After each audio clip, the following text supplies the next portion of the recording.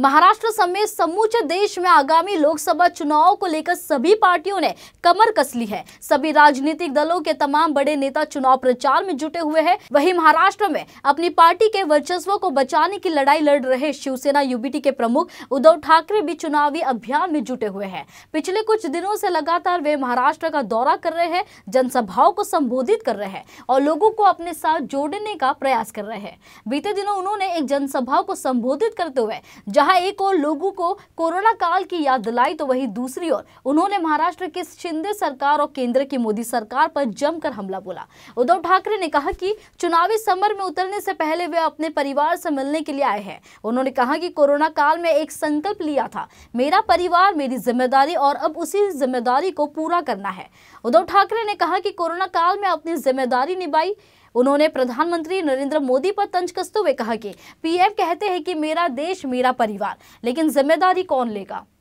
इसके अलावा उन्होंने सीएम एकनाथ शिंदे पर भी जमकर हमला बोला। उन्होंने कहा कि 50 करोड़ लेकर कुछ गद्दार बिक गए। उद्धव ठाकरे ने बीजेपी पर आरोप लगाते हुए कहा कि भाजपा द्वेष की राजनीति करती है और आप ही सोचिए, जो पार्टी 50 करोड़ देकर विधायक को खरीदती है वे कितना वसूलती होगी। उन्होंने कहा कि ये सभी लोग मिलकर हमारी मुंबई और महाराष्ट्र को लूट रहे हैं।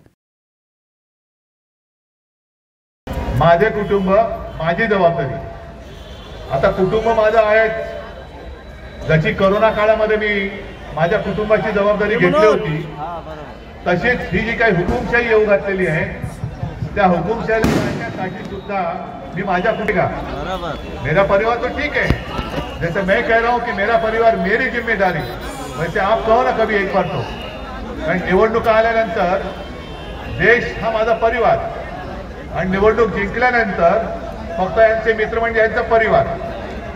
तसं पाहिलं तर यांच्या परिवारामध्ये म्हणजे मी राजकीय म्हणतोय, फक्त सत्तेची खुर्ची याचं त्यांच्याशी नातं आहे, बाकी कोणाचं कोणाशी नातं नाहीये।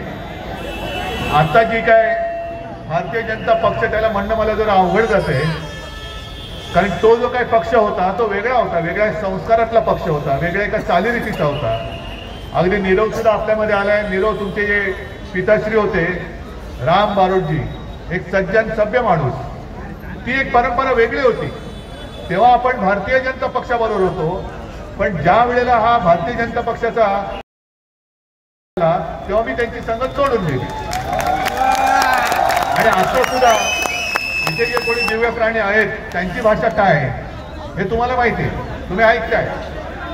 म्हणजे ही अशी सगळी भाषा बोलणारी माणसं आज त्यांना प्यारी झाले, पण जो परिवार, जी माणसं पक्षासाठी ज्यांनी खस्ता खाल्ल्या, त्याग केला, अशी लोक त्यांना नकोय। म्हणजे कोणी गुंडागर्दी करणारी लोक, भ्रष्टाचारी लोक सुद्धा चालतील। म्हणजे मी जे म्हणतो ना, महाराष्ट्रामध्ये फिरतो तेव्हा माझ्या सभांमध्ये बोलतो की जसं समर्थ रामदास म्हणाले होते की महाराष्ट्र मराठा ते तुका मेळवावा, महाराष्ट्र धर्म वाढवावा, तसं आता या भाडकाऊ जनता पक्षाने म्हटलंय भ्रष्ट ते तुका मेळवावा, भाजपा पक्ष वाढवावा। भाई सगळे तू किती भ्रष्टाचार केलाय, त्यांच्याकडे ते पाठवतात ईडी, सीबीआय, इन्कम टॅक्स, कितीचा भ्रष्टाचार आहे, 5 कोटीचा, राहू दे गरीब आहे, 50 कोटी, 100 कोटी, हा जरा बाजूला आहे, 70,000 कोटी, अरे ये तुझी तू वाट बघतोय, ये तुला घेतो उपमुख्यमंत्री करतोय, डोक्यावरती बसवतोय। भ्रष्टाचाराच्या विरुद्ध, तुझ्या भ्रष्टाचाराच्या विरुद्ध जी लोक बोंबलत होती त्यांना दाडून टाकू, पण तू डोक्यावर बस। मग माझा साधा प्रश्न आहे, 70,000 कोटीचा घोटाळ्याचे ज्यांच्यावरती आरोप केले तो उपमुख्यमंत्री, मग मुख्यमंत्र्याचा घोटाळा किती असेल?